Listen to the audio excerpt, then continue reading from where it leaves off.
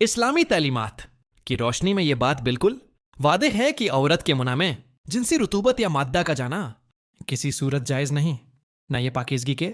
اصولوں کے مطابق ہے اور نہ ہی شریعت اسلامیہ میں اس کی اجازت ملتی ہے۔ اگرچہ بعض فقہی آراء میں منی کو ناپاک نہیں کہا گیا، لیکن اس کے باوجود اسے خبائث میں شمار کیا گیا ہے اور کسی بھی معتبر عالم نے اس کے کھانے یا منع میں لینے کو جائز قرار نہیں دیا۔ اس لیے اس بنیاد پر جواز کا فتوی دینا درست نہیں بلکہ گمراہ کن ہے۔ مزید یہ کہ طبی اعتبار سے بھی یہ عمل مختلف بیماریوں کا سبب بن سکتا ہے، جہاں تک اس عمل کا تعلق ہے جس میں مادہ خارج نہ ہو اور محض زبانی ذریعے سے قربت اختیار کی جائے،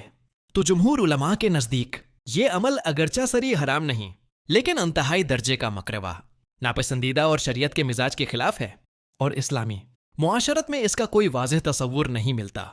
اسی لیے قدیم فقہی کتب میں اس کا ذکر بہت محدود پایا جاتا ہے، جو اس بات کی علامت ہے کہ یہ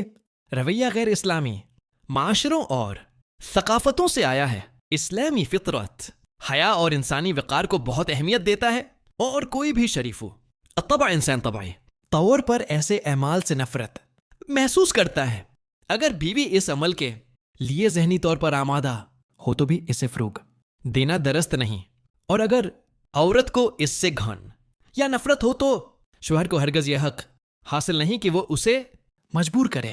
کیونکہ یہ نکاح کے فطری تقاضوں میں شامل نہیں۔ اسی طرح غیر فطری طریقے سے ہم بستری خصوصاً پچھلے راستے سے تعلق شریعت میں سختی سے منع اور حرام ہے، اور ایسی صورت میں عورت کو خود کو بچانے اور حد تک علیحدگی کا حق بھی حاصل ہے،